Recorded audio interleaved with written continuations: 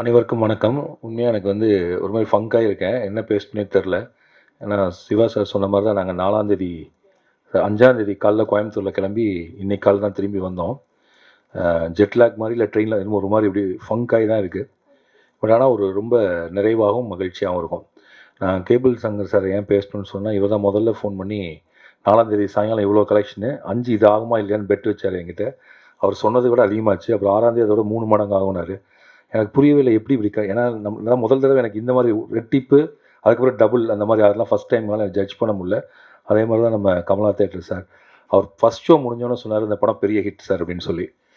And அதே மாதிரி தான் ப்ரெஸ் மீட் முடிஞ்சோன்னே வெளில வந்தோன்னே இப்போ அனைத்து நண்பர்களும் நம்ம ப்ரெஸ்ஸில் இருந்த எல்லா நண்பர்களும் சொன்னாங்க, கண்டிப்பாக ஹிட்டு சார், சாலிட் ஹிட் அப்படின்னாங்க. ஸோ எனக்கு இந்த வார்த்தை நிறைய ப்ரெஸ் மீட் போட்டிருக்கேன். படம் super sir, extraordinary sir, classic sir, Tamil cinema இப்படி ஒரு படம் இல்லை சார் அப்படின்னு நிறைய பேர் சொல்லுவாங்க ப்ரெஸ்ஸில். இந்த ஒரு படத்தில் வெளில வந்தோடனே ஹிட்டு சார் அப்படின்னு சொன்னாங்க. ஸோ ஸோ எனக்கு இந்த வார்த்தையே புதுசாக இருந்துச்சு. ஸோ அதனால் அப்படி ஒரு வார்த்தையை எனக்கு அறிமுகப்படுத்தி இந்த படத்திற்கும் அந்த ஹிட்டை கொடுத்த அனைத்து ஊடக நண்பர்களுக்கும் என் உதவி இயக்குநர்களின் சார்பாக, எங்கள் குழுவின் சார்பாக, என் குடும்பத்தின் சார்பாக, ஹாட் ஸ்டாரின் சார்பாக, ஜிகேஎஸ் பிரதர்ஸின் சார்பாக இந்த படத்தை உறுதியாக நம்பிக்கையோடு திரைக்கு கொண்டு வந்த ரோமியோ பிக்சர்ஸ் ராகுல் சாரின் சார்பாக நான் நன்றியை தெரிவித்துக் கொள்கிறேன். பறந்து போ இப்போ கிட்டத்தட்ட நாங்கள் இந்த படத்துக்கு ஒரு 40 ஸ்க்ரீனிங் பண்ணியிருப்பேன்னு நினைக்கிறேன் நான். இண்டஸ்ட்ரியில் இந்த படத்தை பார்க்காத டிஸ்ட்ரிபியூட்டர்ஸ் இல்லை, ப்ரொடியூசர்ஸ் இல்லை. இந்த படத்தை அதாவது ரஃபாக பார்த்துருக்காங்க, இதுவாக பார்த்துருக்காங்க. நடக்கிற மாதிரி இருக்கும். கிட்டத்தட்ட ஒரு 6 மாதங்கள் படத்தை நாங்கள் காட்டிகிட்டே இருந்தோம். யார் வந்தாலும் முழுக்க பார்த்துருங்கன்னு ஒரு கான்ஃபரன்ஸில் காட்டிகிட்டே இருந்தோம். பட் எல்லாருக்கும் என்னென்னா, இவர் ஒரு காமெடி படம் எடுத்திருக்காரு, நல்லா தான் இருக்கு. ஆனால் இவர் காமெடி படம் எடுத்தால் அதை இப்போ எப்படி புரிஞ்சுக்குவாங்களா சார்? நீங்கள் உங்கள் ஜேர்னல் இல்லாமல் வேறு மாதிரி இருக்கேங்கிறது பிரச்சனையாச்சு. அப்புறம் நீங்களும் சிவா சாரும் சேர்கிற படத்துக்கு எப்படி சார்? சிவா சார் படத்துலலாம் பாட்டு கேட்டு ரொம்ப நாள் ஆச்சு. அந்த படத்தில் 19 பாட்டுனா எப்படி சார் அந்த பாட்டை கேட்பாங்க இப்படின்னு சொல்லி இந்த படத்தை அப்புறம் எனக்கு அட்வைஸ்லாம் பண்ண ஆரம்பித்தாங்க. சார் ஏன் சார் ஹாட் ஸ்டார் தான் இருக்காங்க, எதுக்கு கஷ்டப்பட்டு தேட்டர் ரிலீஸ் பண்ணி பேசாமல் ஓடிடிலே விட்டுற வேண்டியதான்னு அட்வைஸ் மேலே அட்வைஸ் வந்துகிட்டே இருந்துச்சு. பட் நான் மட்டும் ரொம்ப தீவிரமாக இருந்தேன். இந்த படத்தை எனக்கு ஒரு நம்பிக்கை இருந்துச்சு, தியேட்டரில் பயங்கரமாக என்ஜாய் பண்ணுவாங்க, செலிப்ரேட் பண்ணுவாங்க. நான் எழுதுகிறப்பே அந்த செலிப்ரேட் பண்ணுவாங்கிற நோக்கத்தோடு எழுதப்பட்ட படம். எடுக்கிறப்ப கிட்டத்தட்ட சிவாவுனுடைய கான்ட்ரிபியூஷன் அது இன்னுமே பெருசாச்சு. கிரேஸ் வந்ததுக்கப்புறம் இவங்க ரெண்டும் சேர்ந்துலேருந்து படத்தினுடைய காமெடி இன்னும் பயங்கரமாக கூடும்.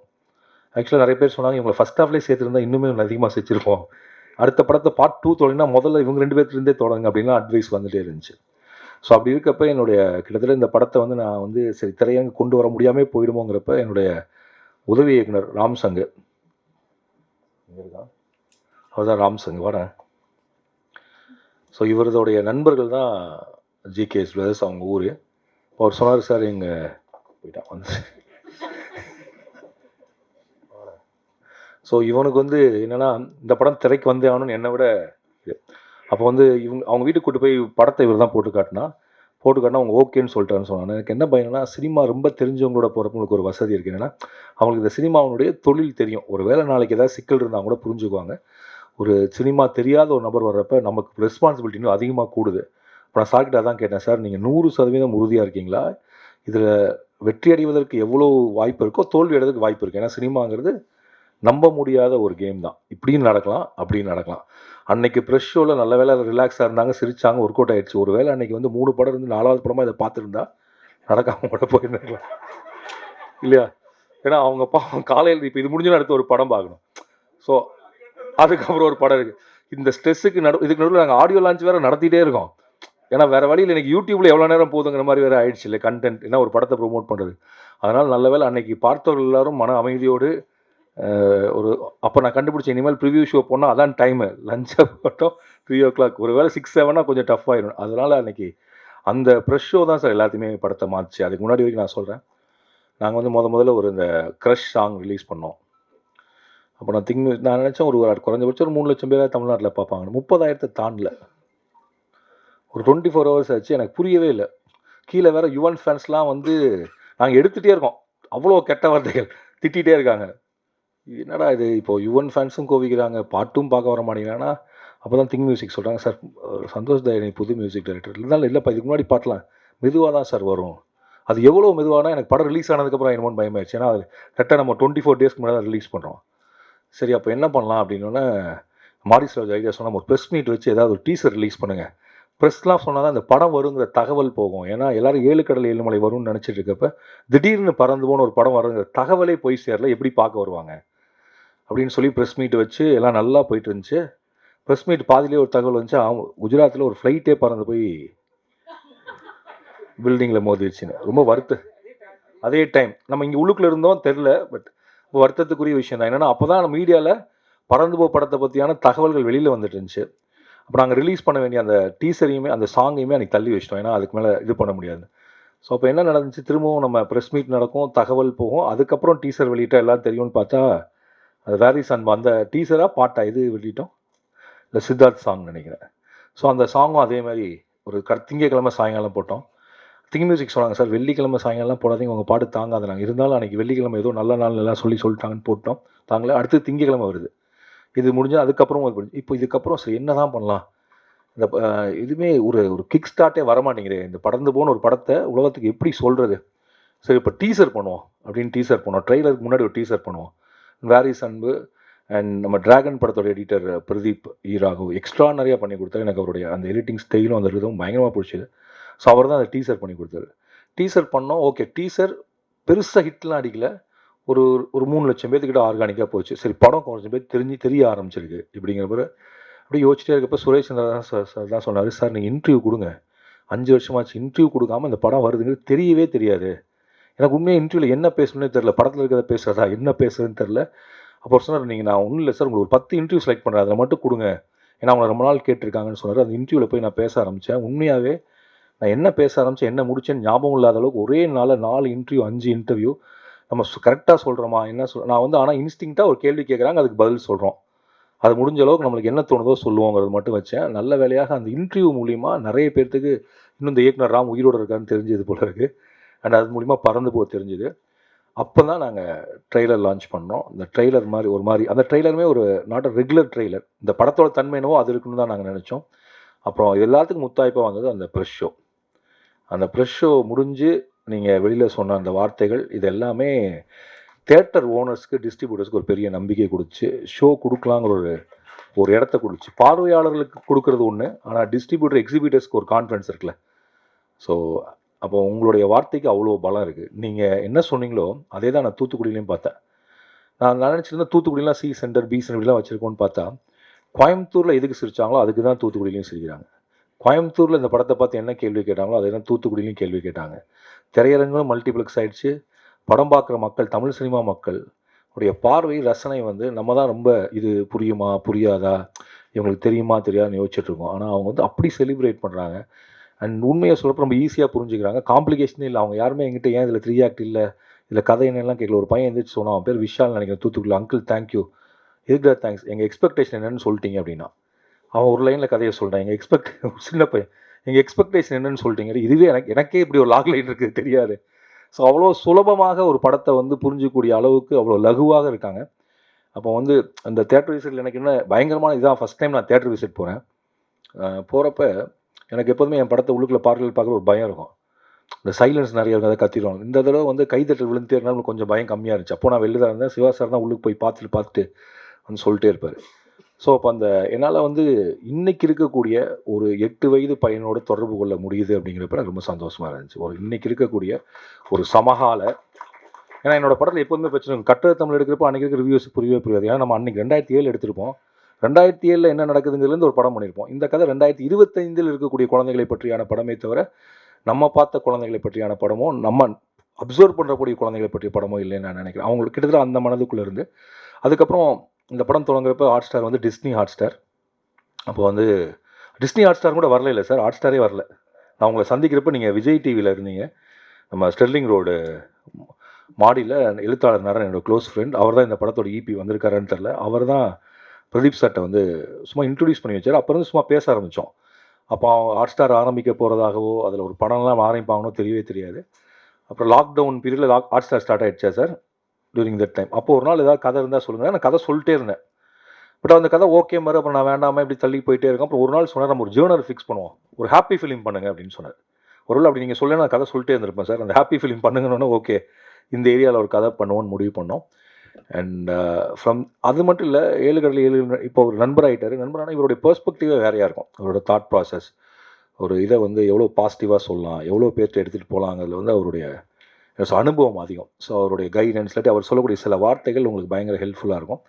அப்படி எனக்கு வந்து பறந்து போகனுடைய திரைக்கதை ஜேர்னரை செட் பண்ணுறதுக்கும் சரி, 7 கடல் 7 மலையோடைய கிளைமேக்ஸை எப்படி மாற்றலாங்கிறதுக்கும் அவர் ரொம்ப ஒரு உறுதுணையாக இருந்தாலும் அவர் சொன்ன அந்த வார்த்தைகள் ரொம்ப ஹெல்ப்ஃபுல்லாக இருந்துச்சு. எனக்கு மட்டும் இல்லை, மிஸ்டர் பிரதீப் சார் வந்து like I think you have given his support and mercy or kindness, எப்படி சொல்லாட்டி நட்பு பிரியம், இப்படி ஒரு சாதாரண வார்த்தையில் இப்படி கொடுத்துட்டே இருக்கக்கூடிய ஒருத்தர். வாழைக்கு அதான் பண்ணார், பறந்துபோக்கு அதான் பண்ணுறாரு. இப்போ நான் அவர்கிட்ட பல பேர்த்த அனுப்பிட்டே இருக்கேன். யார் அனுப்புனாலும் அவர் ஃபஸ்ட் ஃபிலிமா லாஸ்ட் ஃபிலிமா பெரிய அப்படிலாம் இல்லாமல் ரொம்ப நியூட்ரலாக ஒரு கதையை கதைக்காக மட்டுமே கேட்கக்கூடிய ஒருவர். அண்ட் அவர் இருக்கக்கூடிய பலத்தில் வந்தது தான் பறந்துபோ. Thank you Pradeep sir. And Madhan Karky sir, இந்த படத்தில் இவ்வளோ பாடல்கள்லாம் இல்லை, இந்த படத்தில் வந்து பிஜிஎம் தான் இருக்கிறதா இருந்துச்சு. அப்போ மதன் கார்கி சார் தான் வந்து ஒரு ஐடியா கொடுத்தாரு. சார் ஒரு கார்ட்டூன் இருக்குன்னு நீங்கள் காட்டினீங்களா இல்லை அப்படி சொன்னீங்களான்னு தெரில, சொன்னீங்க. அதில் இந்த மாதிரி வந்து நெரேட்டிவாக நம்ம வந்து பாட்டை பயன்படுத்தலாம், நீங்கள் ஒரு வாய்ஸ் ஓவர் சொல்கிறது போல் பாடலை பயன்படுத்தலான்னு அப்படின்னு சொல்லிட்டு எனக்கு ஒரு ஐடியா கொடுத்தாரு. இப்போ இந்த இடத்துல ஒன்று வைக்கலான்னு தோணுன்னா எனக்கு தெரிஞ்சிச்சு. ஓகே சார் கொஞ்சம் இருங்க, நான் கணக்கு பண்ணி 22 இடம் சொன்னேன் நான். சார் 22 இடத்துக்கு பாட்டு எழுதிடுவோம். இவர் ஒரு 6 இடம் 7 இடம் நினச்சார், நான் 22 இடம் சொன்னேன். அப்புறம் கடைசியில் படத்தில் 19 வந்துச்சு.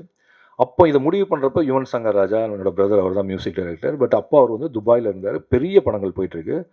நாங்கள் ரொட்டடாம் படம் செலக்ட் ஆகிடுச்சு, இன்னும் ஒரு வாரத்தில் படம் அனுப்பணுங்கிற மாதிரி சிக்கல். அப்போ நான் சொன்னேன்னா 19 பாட்டு எழுதியிருக்கோம், இதை 4-5 நாள் ரெடி பண்ணணும்னா யுவன் சொன்ன அப்படி இட்ஸ் இம்பாசிபிள், எனக்கு இப்போ இருக்க சுச்சுவேஷன் முடியவே முடியாது. நீங்கள் ஒன்று பண்ணுங்கள், நான் பிஜிஎம் வாசிச்சு கொடுத்து அப்படியே வச்சுக்கோங்க, பாட்டு மட்டும் வேறு யாராவது வச்சு பண்ணிக்கோங்க அப்படின்னு சொல்கிறார். அப்போ நான் சொன்னேன், அப்போ நீங்கள் அதில் ஒரு பாட்டு பாட வேண்டியிருக்குன்னா ஓகே பாடுறேன்னாரு. அப்படி பாடினதான் கஷ்டம் வந்தா அப்படி யுவன் சொல்லி திரும்பவும் வந்து சந்தோஷ் தயாநிதியை கூப்பிட்டு வந்தது அதே ராம்சங் தான். ராம்சங்கனுடைய ஏதோ நண்பருடைய இன்னொரு நண்பர் தான் சந்தோஷ் தயாநிதி. அப்படி வந்தார். 6 நாளோ 7 நாளோ கிட்டத்தட்ட அந்த 19 பாடலும் முடிந்து ரெக்கார்ட் பண்ணி எடுத்து ஃபெஸ்டிவல் எடுத்துகிட்டு போனோம். அப்போ வந்து வாய்ஸ் வந்து சந்தோஷோட வாய்ஸ் மட்டுமே தான் இருந்துச்சு. இப்போ வெவ்வேறு குரல் வந்துச்சு. தேங்க்யூ சந்தோஷ். கரெக்டான டயத்தில் வந்து எப்படி முதல்ல உங்களை கூப்பிட்டு வந்தார் ராம்சங்கு, அடுத்தது இவங்களை கூப்பிட்டு வந்தார். சொல்லப்போனால் இது ராம்சங்கின் பறந்து போதானே தவிர ராமின் பறந்து போ இல்லை அப்படி சொல்லலாம். தேங்க்யூ ராம்சங். இல்லை சார், உங்களை வந்து சென்னை 28 சொல்லிடுச்சு சார். ரைட். அப்புறம் கிரேஸோடைய என்ன சொல்கிறது, கிரேஸனுடைய நடிப்பை நிறைய பேருக்கு பிடிக்கும். எனக்கு தெரிஞ்சு பிடிக்காதுன்னு யாரும் சொல்ல மாட்டாங்கன்னு நினைக்கிறேன். கிரேஸனுடைய பலமும் வந்து ஹியூமர். அண்ட் இந்த ஸ்கிரிப்ட் பண்ணப்போ நான் பிரதீப் சார்கிட்ட வந்து கிரேஸ் ஆண்டின்னு சொன்னப்போ, அப்போ கிரேஸ் ஆண்டி தெரில, நாங்கள் ஷோரீல்லாம் கட் பண்ணி கொடுத்தேன். உங்களுக்கு ஆக்சுவலாக நீங்கள் ஷோரீல் பண்ணியிருக்க மாட்டீங்கன்னு நினைக்கிறேன், நான் பண்ணியிருக்கேன் ஷோரீல். அந்த ஷோரீலில் கொடுத்தோன்னே அவர் பிரதீப் சார் கரெக்டாக கேட்டார், உண்மையாக 100% ஓகேவா, நம்ம மெயின் ஸ்ட்ரீமாக படம் பண்ணுறோம், நீங்கள் வந்து இல்லை சார் இவங்க வந்தால் மெயின் ஸ்ட்ரீம் ஆகணும் sir, thanks for believing me. எப்படி சார் இருந்துச்சு கிரேஸ் உள்ளுக்குள்ளே வந்தது? அண்ட் அப்புறம் அஞ்சலி இங்கே இல்லை, வழக்கம் போல் நமக்கு உதவி செய்யக்கூடிய ஒரு தேவதை, எங்களுக்கு உதவிக்கூடிய தேவதை, அவங்க வந்து இந்த படத்தில் பண்ணாங்க. Aju is not here, Vijay S Das sir, இப்படி நிறைய பேர் எங்களை சப்போர்ட் பண்ணாங்க.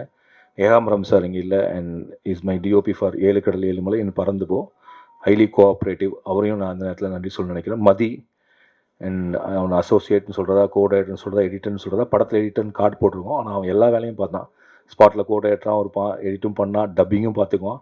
தேங்க்யூ மதி. அண்ட் சந்தோஷ். என்ன வேறு ஏதாவது மிஸ் பண்ணிட்டேன்னா சிவா சார் மட்டும்தான் சொல்லணும். யார்கிட்டையாவது சொல்லணுமா?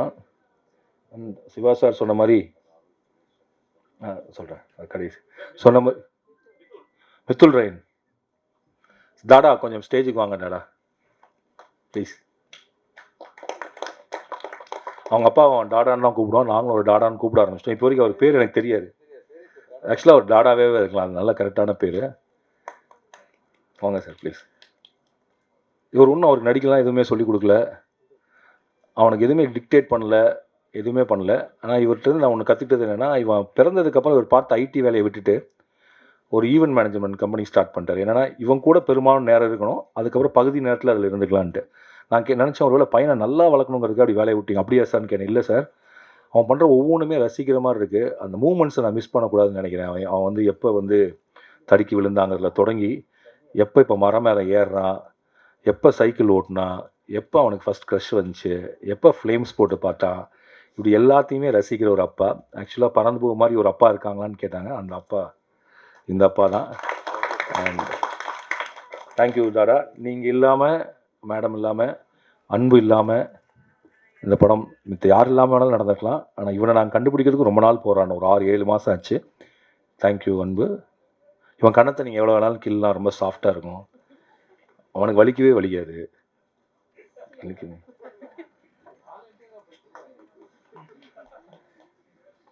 அன்பு. அண்ட் கோகுல் அப்படின்னு பேர் வச்சு அவன் வந்து கோயம்புத்தூரில் இருக்கான். கோகுல் இல்லாமல் என்னுடைய இந்த 5 வருட வாழ்க்கை வந்து நகர்ந்திருக்காதுன்னு நான் நினைக்கிறேன். அவன் தான் என்னுடைய சப்போர்ட் சிஸ்டம். நான் இங்கே நிம்மதியாக ரிலாக்ஸ்டாக நான் இங்கே நின்று பேசிகிட்டு இருக்கேன்னா, இப்போ நான் கோயம்புத்தூர் ப்ரொமோஷனுக்கு என்ன பண்ண போகிறீங்க அங்கே உட்காந்து அவன் வேலை பார்த்துட்டு இருப்பான். தன்னை முன்னிறுத்திக்காமல், தான் செய்த வேலையை வெளியில் காட்டிக்காமல், என்னை நம்பி இருக்கக்கூடிய, என்னை ரொம்ப நேசிக்கக்கூடிய ஒரு உதவி இயக்குனர் கோகுல். அவனை உதவி இயக்குனர்னு சொல்கிறதா பிரதர்னு தெரில. அந்த கோகுல் தான் உங்களுக்கு பேர் வச்சேன் sir. And Shiva sir, I think போனேன் படம் மாட்டேன்னு உடனே எனக்கு தெரிஞ்சு கதை சொல்கிறது மட்டும் நீங்கள் ஓகேன்னு சொல்லிட்டீங்க. சும்மா ஓகே சார் பண்ணுவோம் அப்படின்னு சொன்னார். பிரதீப் சார்ட்ட நான் சொன்னேன், சார் ஓகேன்னு சொல்லிட்டார் சார், பண்ணிடுவோம் அப்படின்னு சொன்னேன். அதுக்கப்புறம் தான் அவர் ஸ்கிரிப்ட் கொடுத்தேன். அதுக்கப்புறம் தான் அந்த ஸ்கிரிப்டை படிக்கிறதுக்கு தான் டைம் ஆச்சு. And very comfortable artist. எனக்கு வந்து இப்போ எனக்கு தெரிஞ்சு இப்படி தெரியுமான்னு தெரில. இப்போ நாங்கள் தியேட்டர் விசிட் போனோன்னா அவரை இங்கே ராம் சார் ஃபேன்ஸ் எவ்வளோ இருக்காங்க அப்படின்னு கேட்குறது ஒரு வேலையாகவே வச்சுருந்தார் அவர். எனக்கு ஒரு செகண்டில் கன்ஃபியூஸ் ஆகிடுச்சு. இவர் ஹீரோவா நான் ஹீரோவா, இவர் ப்ரொடியூசரா இல்லை நான் ப்ரொடியூசரா, இவர் வந்து ஒரு ப்ரொடியூசர் மாதிரியும் ஒரு டைரக்டர் மாதிரியும் நான் ஹீரோ மாதிரியுமே எல்லாம் நடத்துனீங்க sir. I don't know why you did it. Thank you for that.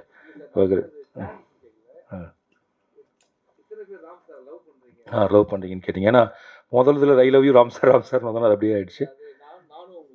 Thank you sir. Thank you sir. And Siva சார்னுடைய அந்த இயல்பு இருக்குல்ல, அதாவது அவர் இப்படி பேசுகிறாரோ இப்படி தான் பேசணும்னு நினச்சேன். அவருடைய ஹியூமர் குறைஞ்சிடக்கூடாது, ஆனால் அந்த கதாபாத்திரமாகவும் இருக்கணும். சார் நீங்கள் உங்களை ரொம்ப அண்டர் எஸ்டிமேட் பண்ணுவீங்க எப்போதுமே. அது மேபி தன்னடக்கம்னு நீங்கள் நினச்சிக்கலாம். Actually one of the beautiful extraordinary actor நீங்கள். இந்த படம் பார்த்துட்டு சார் உங்கள் தமிழ் படம் director Amudhan CS Amudhan phone பண்ணி, சார் ரொம்ப தேங்க்ஸ் சார், நான் இதுக்குன்னு இல்லை சார், தமிழ் சினிமாவில் அந்த காமெடி படம்னு ஒன்று எடுத்தாலே சிரிக்க வச்சாலே அந்த படம் நல்ல படம் இல்லைன்னு நினைக்கிறாங்க. இப்போ தான் முதல்ல ஒரு ஹியூமர் படத்தை எல்லாருமே ரெகக்னைஸ் பண்ணி ரிவ்யூ எழுதுகிறாங்க. அதை நீங்கள் ஸ்டார்ட் பண்ணி வச்சதுக்கு ரொம்ப நன்றி சார். அதில் சிவா சார் நடித்ததுமே வேறு மாதிரி இருந்துச்சு. இனிமேல் நாங்கள் ஹியூமர் படம் எடுக்கிறப்ப அதுவுமே கிரிட்டிக்கலி அக்ளைம்டுங்கிற கான்ஃபிடன்ஸோடு எடுப்போம்னு சொன்னார். அது நீங்களும் நானும் சேர்ந்ததாக சார் இருந்துச்சு. We should do more movies like that. Thank you for that. And நான் ராம்சங்க்கு நன்றி சொல்லிட்டேன். அதான் ஜிகேஎஸ் பிரதர்ஸ். அவங்க எப்படி எங்கேருந்து வந்தாங்கன்னு தெரில, ஏன் ஒத்துக்கிட்டாங்கன்னு இப்போ வரைக்கும் எனக்கு தெரில. தேங்க்ஸ் ஃபார் என்னை நம்பினதுக்கு நன்றி சார். அண்ட் நீங்கள் சொன்ன மாதிரி நானும் உங்க கூட நீங்கள் எவ்வளோ நாள் சொல்கிறீங்களோ அவ்வளோ தூரம் பயணப்படணும்னு நான் நினைக்கிறேன். அண்ட் ரொம்ப நன்றி. அண்ட் ரோமியோ பிக்சர்ஸ் ராகுல் சார், இந்த படத்தை எப்போ ரிலீஸ் பண்ணலாம், எப்படி ரிலீஸ் பண்ணலான்னு அவர் முடிவு பண்ண நேரம் வந்து ஒரு 2 நிமிஷம்னு நினைக்கிறேன். அவருக்கு இந்த படம் ரொம்ப பிடிச்சிருந்துச்சி. நாங்கள் பண்ணலான்னு சொன்னால் ஒரு டேட் சொன்னார், ஜூலை 5. நீங்கள் எதுவுமே கேட்காதீங்க, எல்லாத்தையும் நான் பார்த்துக்கிறேன் அப்படின்னாரு. இன்றைக்கு வரைக்கும் எந்த தேட்டரில் படம் போட்டார், என்ன பண்ணார் எதுவுமே எனக்கு தெரியாது. அவருடைய திட்டப்படி இந்த படத்தை வந்து ரிலீஸ் பண்ணார். அவர் சொன்னார், முதல் நாள் கம்மியாக தான் சார் நான் போடுவேன், அதுக்கப்புறம் டபுள் ஆகும், அதுக்கப்புறம் ட்ரிபிள் ஆகும். தேட்டர் ஓனர்ஸ்ட்டை போய் நான் ஸ்க்ரீன் கேட்க மாட்டேன், தேட்டர் ஓனர்ஸ் இந்த படத்துக்கு ஸ்க்ரீன் கேட்கணும், அது வரைக்கும் வெயிட் பண்ணுவேன், அப்படி கேட்பாங்க சார் அப்படின்னு ஒரு பயங்கர நம்பிக்கையாக சொன்னார். நான் கூட கொஞ்சம் பதட்டமாக, சார் ரொம்ப கம்மியாக இல்லை சார், எழுதி வச்சுக்கோங்க, தேட்டர் ஓனர்ஸ் இந்த படத்தை கேட்பாங்க அப்படின்னாரு. அவருடைய அந்த நம்பிக்கை, அவருடைய அந்த கன்விக்ஷன், அவருடைய அந்த விஷன் தான் இந்த படத்தினுடைய இன்றைக்கி இவ்வளோ பெரிய வெற்றியாக மாறுவதற்கு காரணம். அதே மாதிரி சுரேஷ் சந்திரா சார், நாசர் சார், இந்த ஹோல் டீம் நான் ரொம்ப டார்ச்சர் பண்ணியிருப்பேன் நினைக்கிறேன். இதை பண்ணுங்கள் அதை பண்ணுங்கள், இது 10ல் வைக்கலன்னு சொல்லிட்டு. Thanks sir. Suresh Chandra sir அடுத்த படத்துக்கு போயிட்டாரா? ஏன்னா எனக்கு தெரிஞ்சு அவங்க நேற்று ஒரு சக்ஸஸ் மீட், அவங்களுக்கு இது 2வது success meet. And thanks for supporting good movies.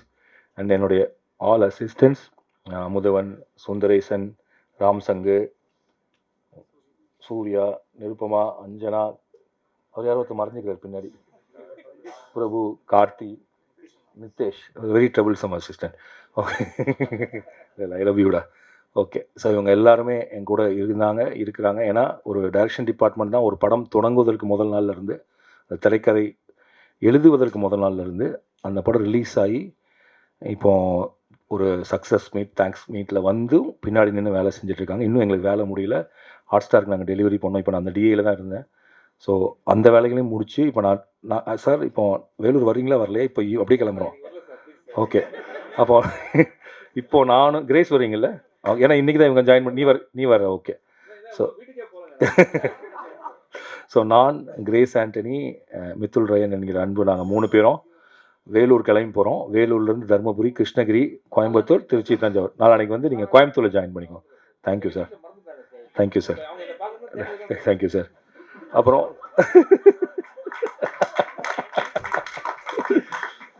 அதுக்கப்புறம் இந்த இந்த படத்தினுடைய பல தருணங்களை, இல்லை இந்த படத்தினுடைய அனுபவத்தை எனக்கு சொல்லிக் கொடுத்த நிறைய குழந்தைகளை என் வீட்டுக்கு கொண்டு வந்த என் மகன் மயன், அவன் மூலிமா நிறைய விஷயங்கள் நான் கற்றுக்கிட்டேன். அண்ட் மேபி அவன் பயங்கர ஸ்ட்ரிக்டான ஒருத்தன். அவன் ஸ்கிரிப்டை படிச்சது கிரிஞ்சு கிளிஷேன்னு சொல்லிட்டே இருப்பான். அவனை திருப்திப்படுத்த ரொம்ப கஷ்டமாக இருக்கும். பட் அவன் மட்டும் இல்லை, அவனோட எல்லா நண்பர்களும் அவர்கள் சொல்லிக் கொடுத்த உலகமும் இதுக்குள்ளே இருக்குது.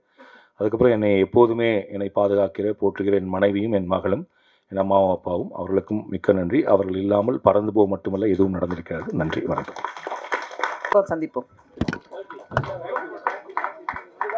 அப்ப சிவா வந்து நீண்ட உரையாற்றுவார் வித் டான்ஸோட. ஒரு குரூப் போட்டோ இப்போ எடுத்துக்கலாம். மேடம், உங்களுக்கு நன்றி. இவ்வளோ பேருக்கு தேங்க்ஸ் சொல்லணும். நீங்கள் தான் அந்த அந்த ப்ரெஸ் மீட்லேயும் இருந்தீங்க. இதுக்கும் ரொம்ப நன்றி. அந்த சாரி நல்லா இருந்தது, இந்த சாரி நல்லா இருக்கு. நெக்ஸ்ட் டைம் இனிமேல் அந்த மாதிரி உங்கள் சாரி ட்ரெண்ட் ஆகிட போகுது எல்லாமே இனிமேல். தேங்க்யூ. தேங்க்யூ. தேங்க்யூ. நன்றி. தேங்க்யூ.